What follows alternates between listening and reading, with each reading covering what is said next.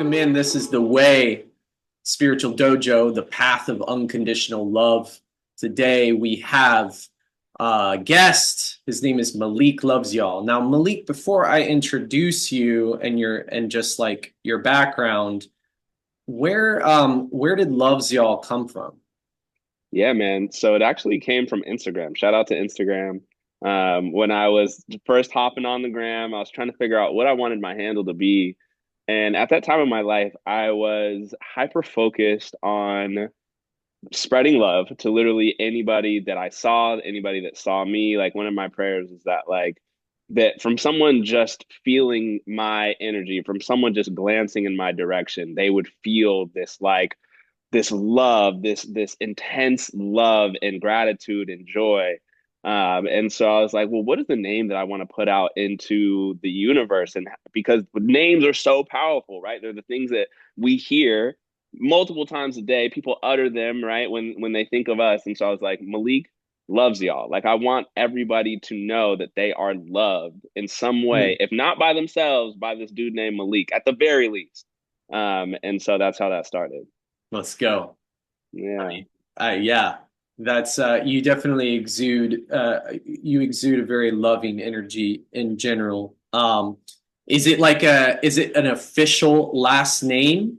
What or do you have? Yeah, do you have a last name? Yeah, so I do have a last name that I was given at birth, but it's funny you asked that because I've been me and my wife. Sometimes we joke around about like, what if we changed our last name officially, legally to Loves Y'all, right? Like, so that's I mean that's the name that I go by in the world Yeah, at this bro. point. But I'm also not afraid to name my birth last name. My whole name is Anthony Malik Moore McPherson. So and I'll Mm, wear my ancestors proudly with me. So I have no shame in let's saying my go. last names. Yeah. Let's go. Well, I'd love to just introduce the listeners here of your background. Uh, Malik is a joy bringer. He's a team builder, artist, father, and husband, supporting leaders and building people first cultures rooted in creativity, authenticity, and play. Malik is an intuitive, high energy, and dynamic facilitator using games, interactive music based performance, and meaningful conversations to uplift connection and creation for the people he serves. With almost 2 decades of experience in performance arts and public speaking collectively, Malik works to develop compassionate leaders seeking to build heart centered, mission driven environments where communities feel loved, encouraged, and most importantly, excited to play, create, and collaborate. Malik has traveled the world working with companies, educators, festivals, and individuals alike to support each person in finding their flow, learning how to live a life filled with purpose, creativity, and connection. And with that being said, welcome in, Malik. Hey, thank you, brother. Ooh, I just like I'm lit up, but just by hearing that reminded me of who I am. So I love to do Yes. that. Yes, bro. It's really juicy and I'm excited to just like dive in with this. I'd say my first question is actually I want to start off with this to just give to have a through line. But what does unconditional love mean to you, Malik? Mm. Unconditional love to me means creating space for, I'll speak for the self, for oneself to feel the full range of emotions, creating space for oneself to be on track and in alignment with their goals, and also not on track in misalignment with their goals, Mm, even though it's all alignment, um, and still have this gratitude, still have this appreciation and warmth for yourself and consequently, the others. I think that everything starts here. And so if one can have unconditional love for themselves, then they are capable of extending that to another. Mm. Mm. Ooh, that's juicy. I love how you broke that down. And what I'm realizing is that everyone's perspective on unconditional love is so beautiful and so different and nuanced. Uh and you as being an artist and performer and musician, in your bio you said you are a joy bringer and a team builder, which I love. I love when you said joy bringer. I too am would say I'm a joy bringer as well in a Absolutely. different facet. So what inspired you to embrace these roles, joy bringer, Yeah. team builder? Like where did that, if you could share a little bit about the journey of when that was birthed and where that started for you. Yeah, man. All throughout my life, I've had a curiosity and a love for people and creating this feeling of connection for others, whether it be to me or to themselves or to nature or to someone else, but just being a conduit for connection and this feeling of safety and warmth. And that's something that literally since I was a kid, like that's just kind of what I've done naturally without even thinking about it.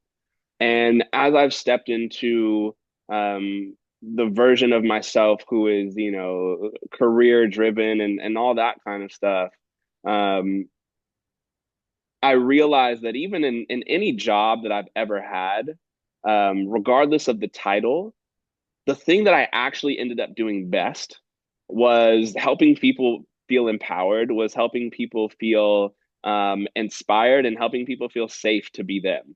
Mm, And for a moment, I got kind of frustrated because I wanted to be acknowledged for the work that I was doing, whether it be like producing an event or supporting a team and getting to their goals, right? And I wanted to be known as the person who was good at their job and just good at their job.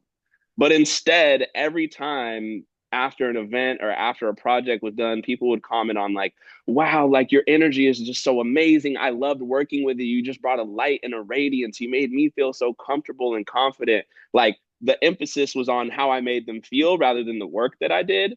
mm, And I was like, whoa, like this is just who I am. Like this isn't something that I can escape, nor should I try to. And so why don't I make that the centerpiece of the work that I do in the world and the way that I create wealth and abundance for myself and others through doing what I just naturally do, instead of trying to look for validation and all these other things, right? And it's okay to embody other things. It's okay to grow, but really honing in on what made me me and the things that I just did without even trying, really helped me hone in on that title of being a joy bringer and a team builder.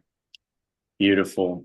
Yeah, I can relate with that of like wanting people to see my work, my art. Like, yo, Yeah, I man, that in a sense it's gone deep for me, and I've gone through, and I'm sure you've been in the same space of like going through processes of healing those aspects of wanting to be seen by people in your work. for Um, sure. so just to hear that reflected back, because I have a similar path of realizing that my energy and what I bring can really help people just become their best selves in a sense. Yeah, Yeah, absolutely. And I feel like too, that's like that's the reason why I want to work in the first place is to create this feeling of home for folks within themselves, to create community, create spaces where people can show up authentically. And it doesn't matter what is, it doesn't matter what the work is itself. It all comes back to the why for me. And which is those things that I named earlier. So yeah, I'm like, this is what I do it for anyways, so why not just embrace it? exactly. Um, so through what you do, I feel you even said this, but you're helping people find their flow. Hmm. What what does that mean to you, and why did you use that phrase specifically, finding your flow? Where did just kind of share a little bit about where that when you started using that, like, I want people to find their flow. Yeah, so that for me is a double entendre. There's a couple of different meanings within that. Hmm. And so one of them is my work is rooted in creativity. So I support people in expressing themselves creatively in order to be able to connect with their own sense of divinity, in order to connect with others, and to really help them acknowledge themselves as powerful creators. They can create whatever they want. But some of that creation for me comes in the form of music and writing and rapping, and kind of being in that way of creation, because I just find that it really opens people up. It expands their mindset and what they feel they are capable of doing. A lot of people are so afraid of the idea of making music and especially performing and right being somebody who considers themselves to be creative. So when I help people tap into that part of themselves, it's like, no, like you are inherently a musician. Your heart is beating to a rhythm. There is a melody in how you speak, right? Like you walk to a certain cadence. It's all music. And so helping people find their flow in that way, being able to express themselves creatively and acknowledge themselves as a creator, but then also help them find their flow in life, like help them be able to find the sense of, or I'm not even going to say find, I'm going to say remember, help them remember this sense of ease and of effortless beauty and grace that exists in their life, through whatever it is that helps them light up. When I think about the word flow, I think of a river, and I think of no matter what obstacle is in the way of a river, you can go to a river and see a small pebble on the floor of the river or a gigantic boulder. This river is flowing in such a way that it's going to embrace all of those obstacles and create a smooth flow around it, right? So it embraces it not as an obstacle, but just as a part of the river. Mm. And so that's what I really want to support people. That's what I do support people in feeling for themselves. Let's go. Yeah, that's just I love you use the analogy for just using nature as the analogy, because Yeah. I mean, in my experience, it all comes back to connecting with nature and like looking to nature, and you can find all the answers. Mm. And just when you said that about the big rock in the center of the river or the water, it's like, from my experience in flow, it's like you're gonna be flowing and you're gonna come up against something, and you get to flow Yeah. flow past it, or you could get locked there for Yeah. a bit. Yeah. Yeah, for sure. It's like what a couple months ago I was doing some work with educators, and I'd gone out to this creek with somebody that I work with who's become a dear homie. Shouts out to Kirk Hoover, that's my guy. And so we went out there to this creek with his kids, and we are having this competition of who could find a leaf and have it race down the river the quickest. And so as we dropped our leaves in the water, we watched them go one by one, and maybe someone's would get like stuck behind an obstacle, right? And so we're like, there's this moment of like, oh dang, like I wanted to win. It's not going down the river. But then if we watched it long enough, it would eventually go Uh-huh. around it, right? Like it would keep flowing. And I think that's just such a powerful metaphor for life. It's like whatever our blockages are, we're not going to stay there forever. We are inherently evolving and changing beings. So there's going to be a point at which that obstacle just becomes another opportunity to flow, you know? Hmm. So I love you bringing that to mind. Thank you, bro. Yeah, man. And this is a beautiful segue just in the next question for you. But like, your friend and you like putting down the leaves in the water is a sense of play and like a Hmm. game. And that is a lot of what you do Yeah. in how you create and how you work with others, is you use play. Um, and I would say that play is in my experience pretty undervalued, in can be undervalued in life, uh, Yeah. and professional and just life in general. So why do you see play as an important component of creativity and Mm. connection with what you do. Yeah, play brings in this sense of effortless flow. And play also helps reveal to ourselves who we really are and where we are in our process.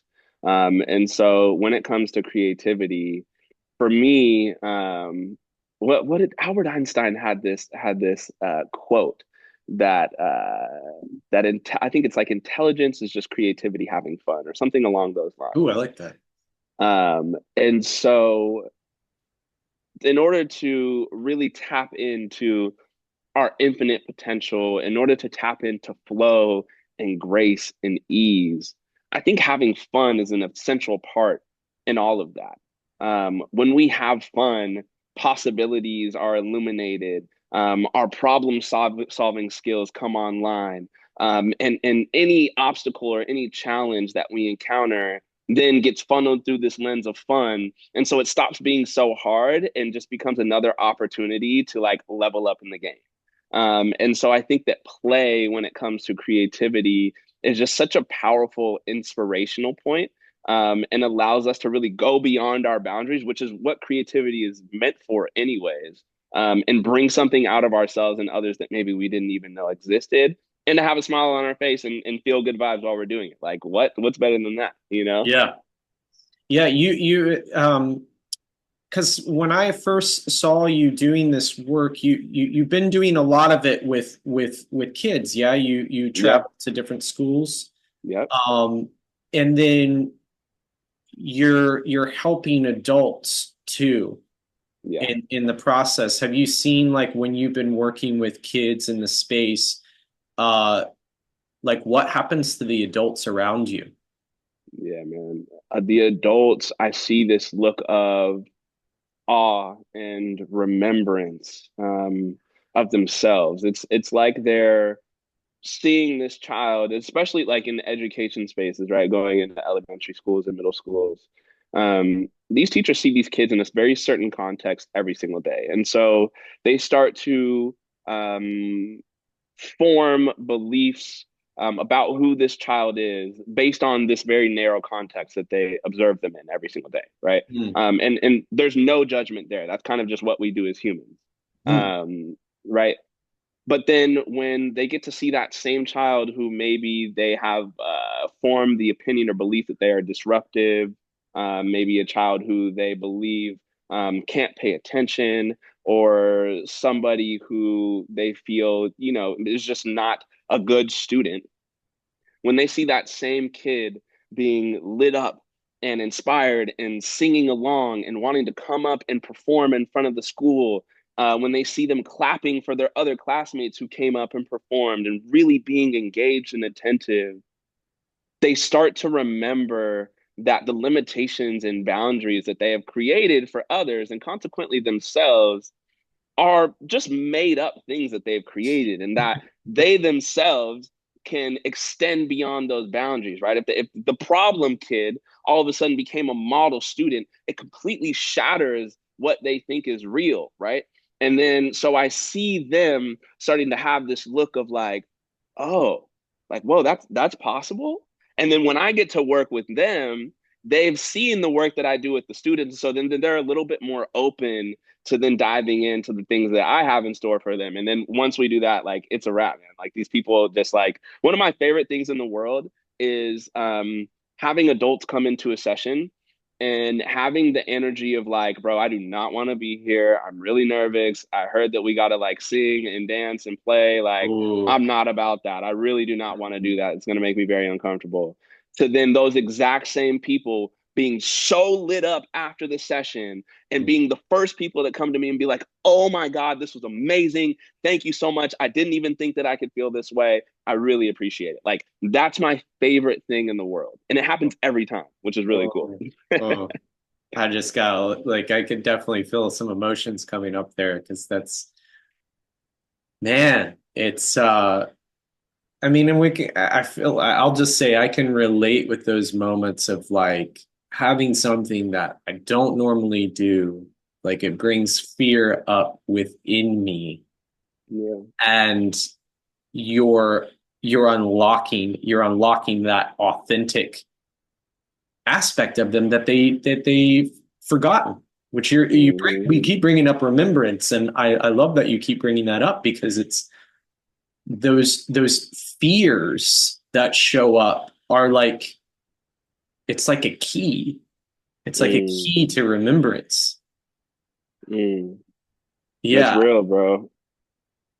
It's such a it's such like a direct pinpoint to the areas in our life that we have opportunities to really expand and unlock. You know, like wherever we feel fear. Like I was going through my journal the other day, yesterday actually, and I saw that I'd written down um being scared, SCARED, is just mixing up the sacred, Mm. right? So scared and sacred are spelled the exact same way. There's just a letter that's switched, right? And so when we're scared, it's like we're mixed up. We're almost forgetting that we are sacred. But then when we unlock that sacredness in ourselves, we remember that there's nothing to be scared of. Wow. And it's so beautiful that those two words live right next to each other and that they're spelled almost the exact same way. Because on the other side, on the reverse of that fear of that being scared, is something so divine and so precious and so beautiful. And so that fear can almost be a gateway to our power. Mm. Mm. Yeah, dude. Ooh. What from that of like awakening your power, what does there I'm sure that through your creativity that has brought out your authentic nature, or your like Yeah, who Malik is. So like, yeah. are there certain things that you use in what you do uh creatively to help people open up into their authenticity? Yeah, absolutely. The biggest thing for me is honesty. So in the music that I create, I feel like that is my space to be so radically honest with myself and the things that I'm going through. Um, for one, just to bring them to the surface, to highlight them. I'm somebody that I process things internally. So whereas some people really feel comfort and safety in going to somebody else and confiding them and telling them things that they're moving through, for me, I do all of that work inside of myself. And it's not good or bad. It's not ideal or not ideal. It's just the way that I personally work. So for me, creating music is a way to um, it's almost like physically getting it out of my body and putting it somewhere else to live so that I have more space to intake more of what I would like to feel. And so, in that process, through being so radically honest in my music, I've found that it allows somebody else to realize that the things that they're dealing with, the things that they're thinking, their internal dialogues, like one, aren't crazy, and B, that there's someone else in the world that is actually feeling, if not the exact same thing, something very similar.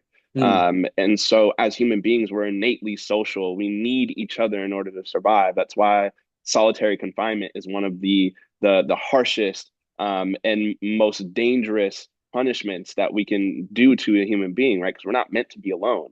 Mm. And so having that resonance of like, wow, there's somebody that's going through the same thing or that feels the same way about themselves as I do in this moment, like, whew, it's almost like we can take a breath, right? And then be able to find some common ground to be able to move forward. Because that feeling Mm. of being alone is hella scary, you know? Oh yeah, bro. 100%.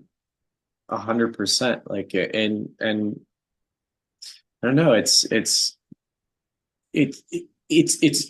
hard to see it sometimes, or challenging to see it sometimes, when you're caught in this bubble that you've created for yourself of like uh of being alone, and it's like the only way that you can truly understand uh that feeling is if you connect with someone, and Mm, then you realize, oh, that's what I was feeling.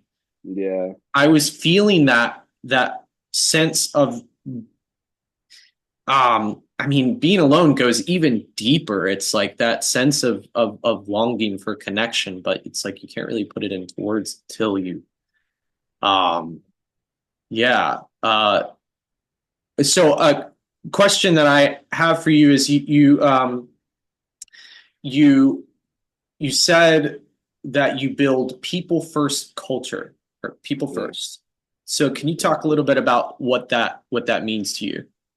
Yeah, so for me, that means centering humanity, and remembering that the person next to us is going through similar emotions to what we have gone through in our lives, has similar desires for themselves, and just a way of humanizing everybody around us. Mm, We get so used to seeing people as obstacles or numbers, or the objects to be afraid of that are threatening our well-being. And so to remember that each of these human beings is just another version of ourselves out here living their experience, which I believe consequently is just it's almost like a fingerprint of the divine, right? Like if God or divinity or the universe had a body, each human being is like a line of the fingerprint. We're all connected to the same body, but we have our individual unique expression. And so to have a people first culture is to have a culture that remembers that mm, we are connected, that we need each other in order to feel joy and to feel success. And remembering that we are inherently relational beings. So that's what I say when I mean having people first cultures. It's like, yeah, we get to put people first and mm. remember that we are each other. And so as I win, you win. As you win, I win. And right. So that's what I mean by that. Yeah. Can you share possibly share an example of something that you've done in the community that you're building where that's reflected? Yeah, absolutely. So in my sessions, um, people come in and it's just interesting to kind of see body language and read, or at least for me, create meaning out of what I believe I'm seeing when people enter in the room. And so sometimes people come in and you notice that they don't really want to like sit next to each other. So there's this there's this thing that happens, where there could be a table, there could be, let's say, 5 seats around this circle table, just to create a visual. And so out of the 5 seats, somebody will come down and they'll pick one, right? And there'll be another seat next to them and another seat next to them. But if somebody comes and sits at the table, they will often not sit right next to the person. They will sit on the other side of the table. They'll create as much distance from themselves as they possibly can, right? And it's Mm, just this thing that humans like we just do that. At least humans in North America, from what I've observed, we just do uh-huh, uh-huh. that. But then once leaving sessions, I noticed that people are hugging each other. People are going up and actively seeking conversation with one another. People are sitting next to each other. Like people are remembering that we're not things to be feared, but we are things to be loved and cherished and behold and really connect with. So just really small examples like that are things that I get to see with my eyes. Because a lot of the work that I do is like, I have some folks that I connect with on a long-term basis, but a lot of it is just coming in and doing sessions, and then from there it's like they get to live it out, right? Unless they Yeah. call me back into the space.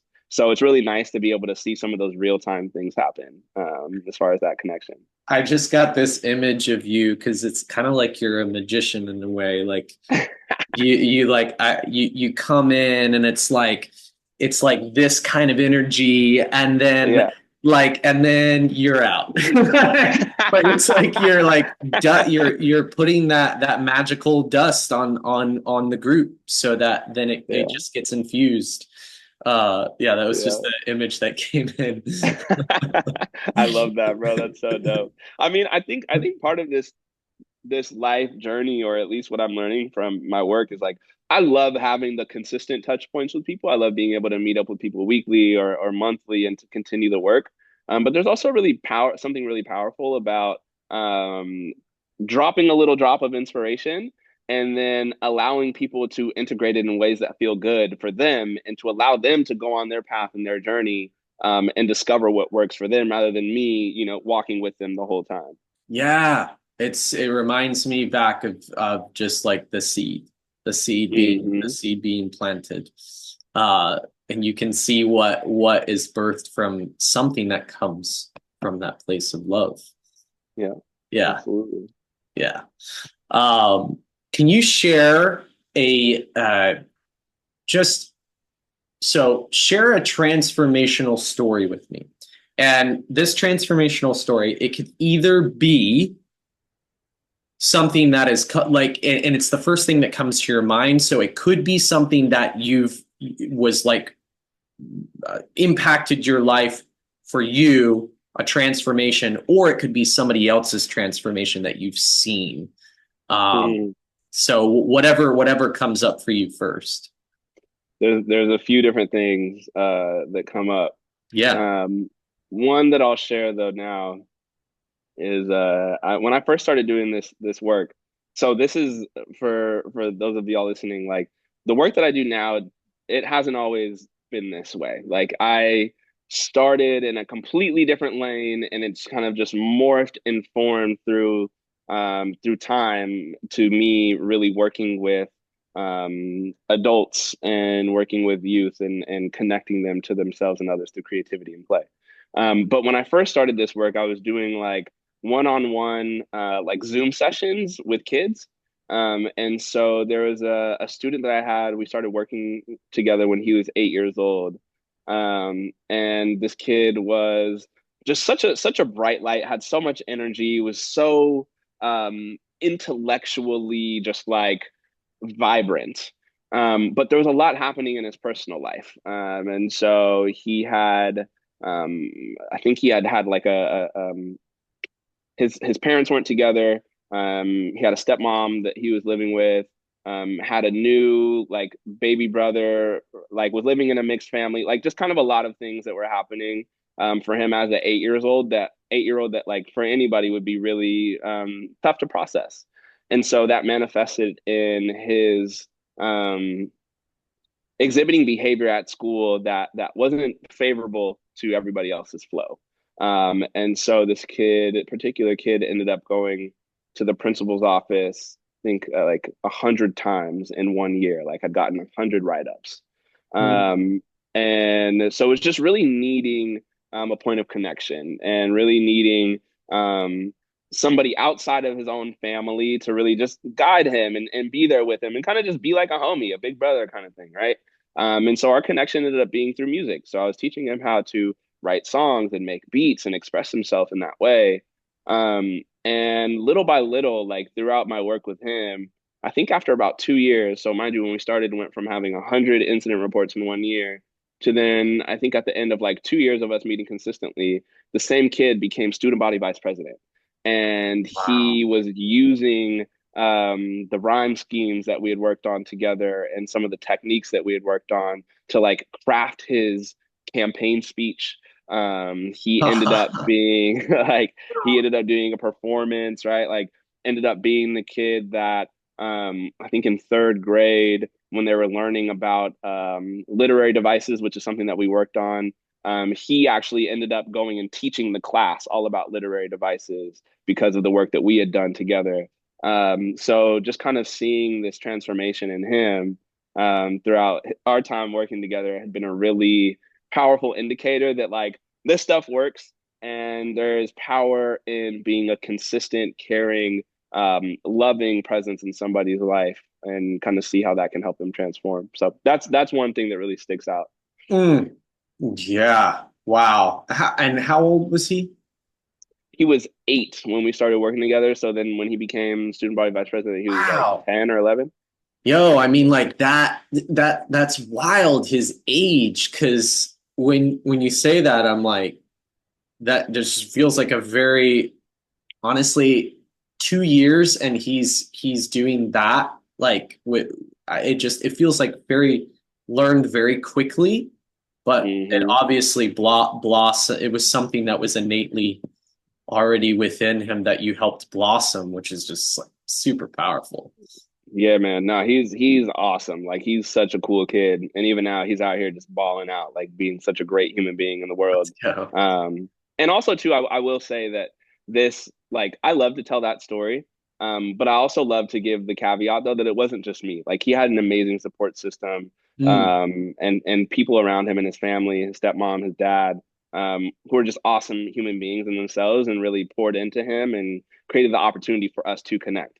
So I think it's important to note that like in these stories of intense transformation, it's never just one thing or one person or one moment. Like it is an amalgamation of community and resilience, right? Like if he wasn't open and willing to do the work and go on this journey, nothing would have happened. So definitely want yes. to acknowledge like the whole ecosystem that helped feed into him, and Yeah. I got to play a small part. Yeah, bro, and I appreciate you saying that because um there is definitely this feeling, and I'll just speak for myself in the adult life. It's like you want to get this one and done vibe where it's like you get the like you get the coach and then you get the big transformation, and it's like that transformation is not just because of that one person. Like Yeah. they supported you, but I feel like people can lose sight that it's the whole. It's like Hmm. everything that's going on in their life. So Yep. I appreciate you reflecting that too, because that yeah, it's powerful. Yeah, man, for sure. Yeah, it takes a lot, as the old saying says. It takes a village to raise a child, and I think we all have Mm, our inner child, so it takes a village to be able to cultivate greatness. I think agreed, agreed. Um, so I would love to talk a little about you being a father and being a Yeah, husband. man. Yeah. Yeah. How many kids do you have? I have two. Two kids. So Rhythm is 4; she'll be 5 in February, and Madrona just turned 3, my Scorpio baby. And then my wife Shira. Yeah, we're doing it. Yes. And how long has have you been with Shira? We've been together for I want to say 7 years now. 20 May 31st, 2018 Hmm. is when we man, our story is really awesome. But that's the day that we came together like as a romantic as an acknowledgement of our love. And that's also the day that I say that we got married, because that was a day that we like really consciously came together and were like, yo, we are going to unlock all of the magic in the universe together. And we are going to achieve all our goals that we've wanted as individuals. We need each other in order to do that. So that was the day that we kind of like professed our love, or not even because it wasn't even something that we like had planned. It was like God came down and was like, yo, y'all are each other's people and you need each other to do all the amazing things that you're supposed to do in this planet. So like, Hmm. get to it. Like, make this happen. Yeah, dude, straight up, bro. It was the most magical, psychedelic, out of this world experience I've ever had in my life to this day. And there were no drugs involved, no alcohol. Like it was complete sobriety Hmm. of just like power, bro. And that yeah, man. Most powerful experience I've ever had in my life, for sure. Um, this question just popped up. What Yeah. would I would love for you to speak to the listeners, speak to someone who they are looking for their soulmate. Yeah. They're looking for their soulmate, and and this is just to say, I feel the soulmate connection between you and your partner, Yeah. and I feel you can just if you know enough, you can just feel that. But I'd love for you to speak to somebody that is they are just desiring to have a soulmate and they crave it. I won't say anything more, but like what would you say to somebody that is in that Oh position? man. Here it comes. I'm gonna look straight into my camera. Here it comes. All right. You are your soulmate. Um, that it seems so like paradoxical. Um, but once you embrace yourself and love yourself as your own soulmate, your counterpart will just effortlessly skate into your life. And you will not even you will not even be anything on your radar because you will be so happy and so excited, just loving yourself. But this person will come or may come. I don't know if it's meant for you in this lifetime. I can't say. Um, but this person may come and it will be like, whoa. And you will know instantly, like, or at least I knew instantly. And the people that I've talked to who have been in thriving relationships said they also knew instantly as well. Mm. I'm gonna pretend like I'm this person. Yeah. But Malik, like, what do you mean by it may come? What do you mean by it may come? Well, here's the thing is once you have acknowledged and found success in loving you, it doesn't matter if another person enters into your life or not because you already feel fulfilled. So your cup is already full. So your radar for somebody else isn't even existent anymore. Um, so at that point, if it comes, amazing, great. If it doesn't come, amazing, great, because I'm already there, right? I'm already fulfilled. So that's the Yes, coolest part about it is that it doesn't even matter at a certain point. I love it. I love it. Yeah, of Thank you, brother, for that. course. I feel like there's a specific person I'm like channeling right now. I don't know who it is, but it'll be No, for perfect for me. sure, bro. For sure. And the cool thing about all of this is like, man, and I think it's so true. Like I have this theory that like everything that we encounter or we deal with is just like a microcosm of another thing in our life in our world. And so what I mean by that is like when we are like so um when we are so like in love with ourselves, when we find and I don't mean in a narcissistic, egoic way of like, yeah, I'm the shit, like right? But like when we just have this realization that we are whole, we are complete, we are perfect, we are beautiful emanations of the one, the whole, the most powerful creator that any universe has ever known. Once we know that we're a part of that and we are that, and we have love and appreciation for that, um, then we start to see everything as that. And then the things that we attract are going to be vibrating on that same frequency. Mm, And so we're just going to continue to attract more and more of that. And that's not to say that, at least for me in my experience, I'll speak for myself. It's not to say that I don't go through low moments or that I don't experience like intense um, frustrations and emotions that are seemingly on the opposite side of that spectrum, because I do.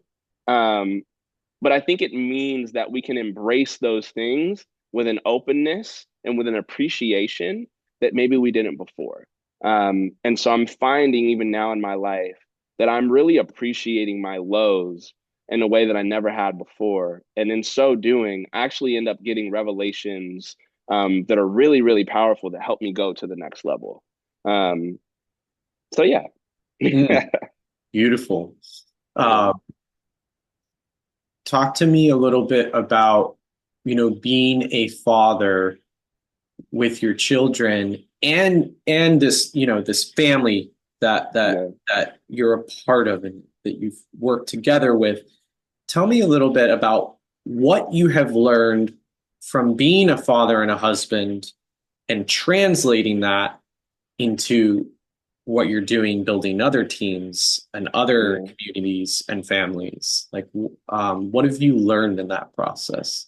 Man, so many things. But the things that are sticking out to me, one is that we all have this like vibrant, um, unique, and just beautiful, powerful essence within all of us. We all start from this place of pure, unconditional love.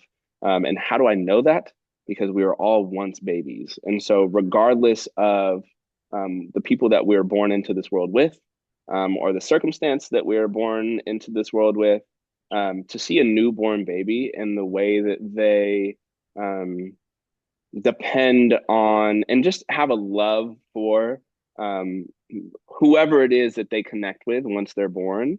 Um, that is just the indication that like pure love and that purity exists and that it does exist within all of us. Mm, And so the way that that transfers into my work is regardless of, so now I primarily work with adults. I do some work with youth and educators as well. But I've kind of now focused what I do with adults. And so no matter who, like, I can encounter the most rigid, most hard-nosed, most seemingly unavailable human being. And in a moment, I may feel some intimidation or anxiety, but then I quickly remember that that human being was also once this very loving, very pure baby. And this, there's no exception to this. Literally every single person was once that. And so what that means is that we contain that within us always. That will never go away. Mm. And so I get to speak to that version of the person. I get to support them in remembering that version of themselves through this work. And so it is not lost on anybody. So that's a huge lesson that I've learned. And then also to another lesson um, that I've learned that supports me with my work is forgiveness, man. Like um, the ways that my daughters forgive me when I have my moments where I show up as not my best version of myself. Um, the way they'll still come and cuddle me and want me to read them nighttime stories, and regardless of what happened, even just moments before, is so powerful. And it's also given me a sense of forgiveness for my own parents, and alleviated them from whatever blame I have for them or I have had for them. And so again, it's all coming back to love, but like children are the biggest teachers on the planet. And especially once you have your own children, they will bring up things that maybe you didn't even know that you were going to deal with, or things that you thought you had overcome. Like they bring it all up to the surface and they're like, look, dad, hey, you got to deal with this. You know what I'm saying? Like, so it's, yeah, man, it's such a gift, bro. Yeah. Oh man. I mean, like I don't even have kids, but I've worked with kids enough to know they're always gonna like reveal they're just gonna reveal a lot for you if you're open Yeah. where and ready for it. Oh, bro, there's no hiding with them. It's like, if I, let's say I consider myself to be somebody that's like done all this spiritual work on myself, and I feel like I've like reached this point of enlightenment, like getting in front of a child who hasn't had their nap, is hungry, and who sees you and your stance on life as an obstacle to the thing that they want to get, encountering that will highlight the real work that you've done or not done in your life. And it's like every single time, bro, it's like, oh, this is where I'm at, actually. You know, it's Mm. fun. Talk to me about how is why am I blanking on her name? Your partner's name, Shira? Shira. How has Shira helped or support you and taught you about what it's like to be a leader? Man, dude, she does that so effortlessly.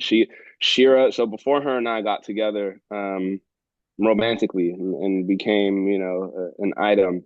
Um, she'd been somebody that I'd looked up to for years, like as a community organizer, as a healer, as a teacher. Um, she's just so like, and as a leader, like she's so powerful, so rad as all of those things. Um, and so whatever space that she goes into, regardless of the context, like she creates community. She is somebody that brings folks together and helps reveal to them the best in themselves. And she processes life through the lens of community. So she's always going to magnetize people to her. Whereas I'm the complete opposite. Like I process things by solidarity, like or by solidarity, yes, that, but by being alone. And that's just kind of my natural way of doing things.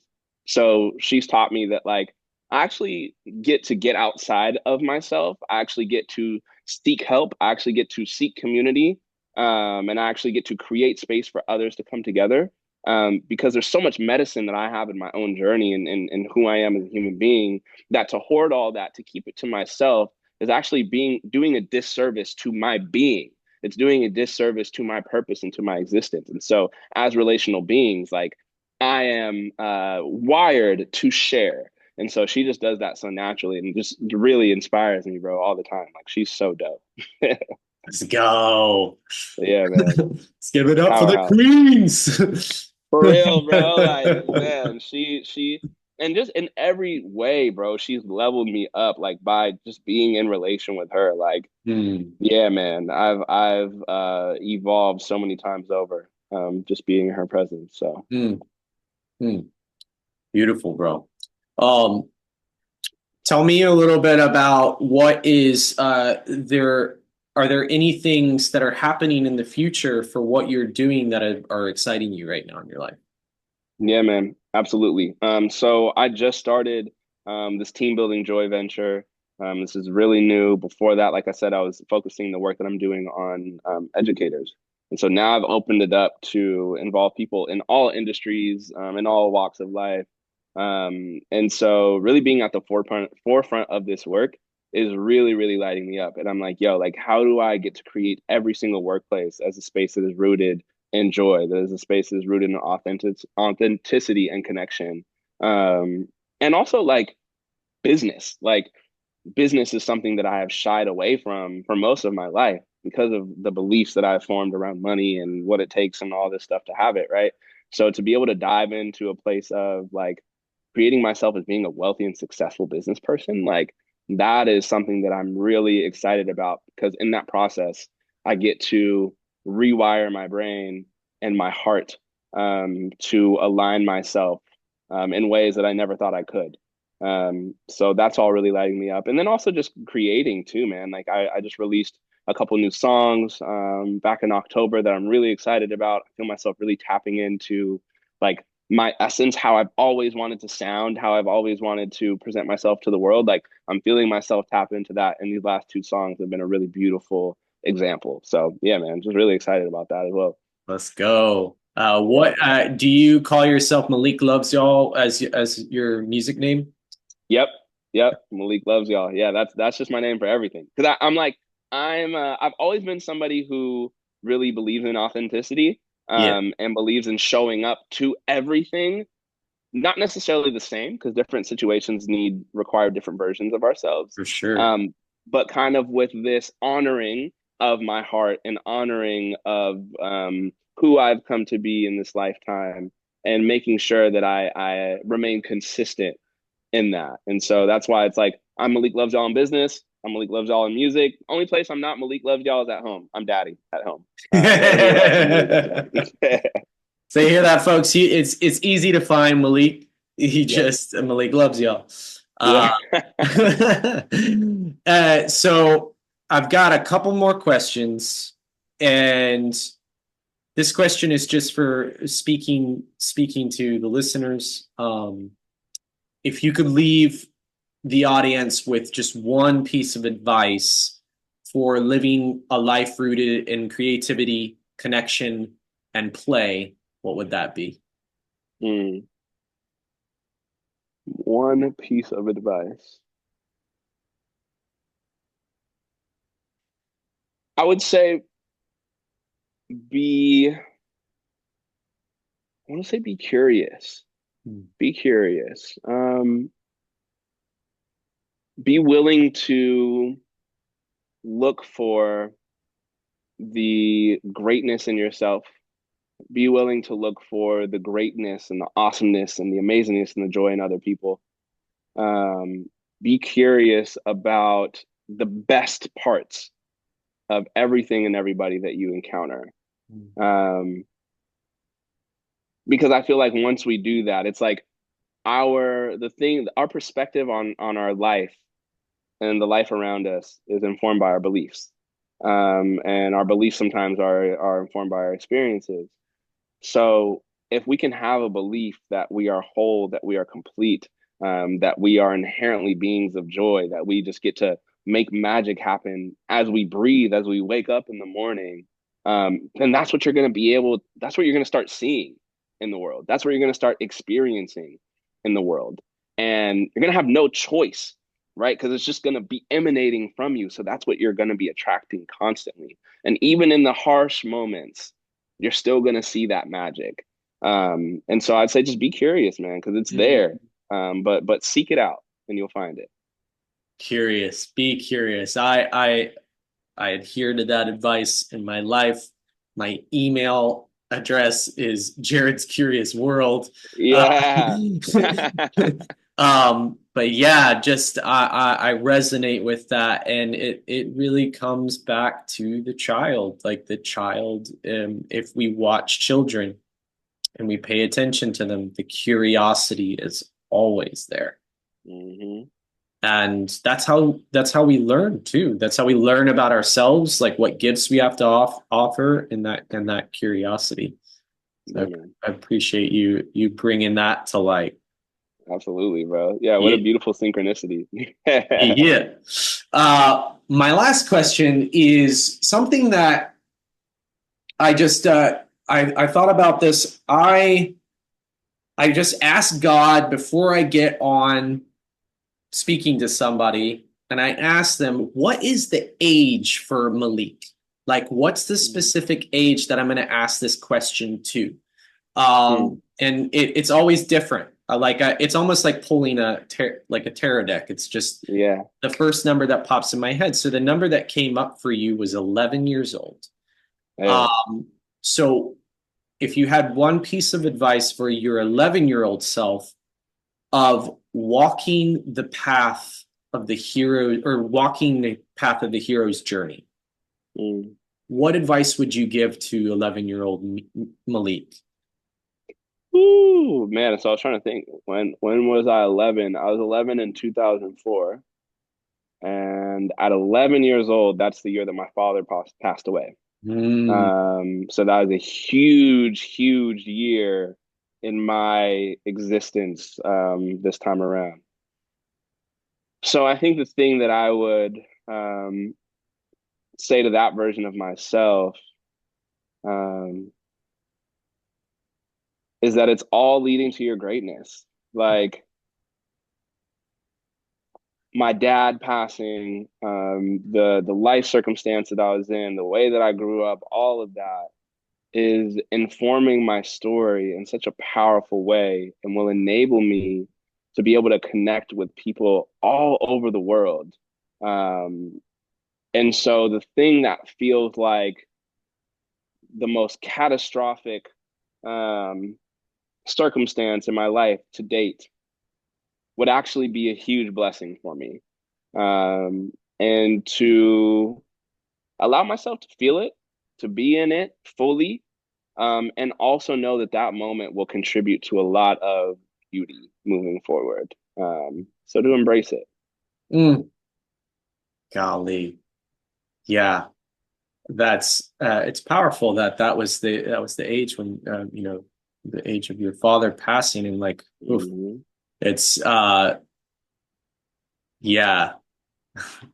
What do you think your response would be in that moment as 11-year-old if he literally heard a voice that just said what you just said? Dude, I would just start crying, bro. I'd break down in Mm, tears for yeah. sure, dude, for sure. Because it's like, even now, man, I talk to the future version of myself. I communicate with me quite frequently in that way. And so I think for a lot of my existence, and maybe other people feel this way too, but I've just wanted a reassurance that things are going to be okay. A reassurance that I am who I believe myself to be, and that I'm going to be able to create these experiences that I want to have in the world for myself and others. And so if I were 11, to see the 31-year-old version of myself and to have him, first of all, I'll be like, yo, you're so dope, bro. Like, I get to be you. Like, That's me. right? Like, dude, I have this thought often, bro, of like, man, I'm so proud of myself because I really am who I've always wanted to be, and I look the way I always wanted to look. Like to my 11-year old self, like I'm the coolest dude in the world. So I would just be so like my heart would just be so full to be reassured by me, you know? That's good, bro. When you can like make that realization, like, I'm really happy about me. Yeah, man, for Yeah. real. And you know, in some ways, I mean, I don't know if this is true for everybody, but I think that the desires that we had when we were young, like being a child is to be such a potent manifester. I see it every day with my kids, bro. They manifest things like nobody's business, dude. And they do it so quickly too. They get whatever they want. Like if it's not from me or my wife, they get it from somewhere and they figure out, right? It just happens. Mm, Um, and so I feel like these things that we go through on our journey, we magnetize them to ourselves as a kid because as a kid, we had this vision of who we wanted to be.